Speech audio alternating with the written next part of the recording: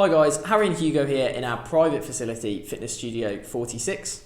And today we're going to show you guys how to properly perform the Landmine 180. For the Landmine 180, we're going to start by pressing the landmine away with two hands on the end of the landmine. The arms are going to have a slight athletic bend and they're remaining locked in that position throughout the rep.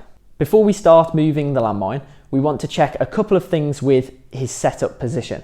The first is the spacing on his feet. He wants them just outside of hip width. The next thing is his ribs. So before we even move the bar, we need the core to be engaged. To do that, you want the ribs tucked into the hip bones slightly so that you've got a contraction in your core. We don't want to see the ribs lift up and an arch in the lower back because the core will lose connection. So tuck the hips under, keep the ribs pinned in. That's going to make sure his core is nice and tight before we move. To start the movement, we're going to push the landmine out to the side and trace an arc all the way round to about hip height and then pull it back. Now the key here is to create a rotation or a coil effect through your core.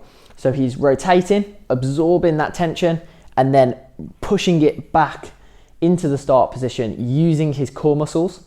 So the hips can tilt slightly in the direction that you're dropping the landmine, but the upper body is going to twist more than the hips. So we get that rotating effect.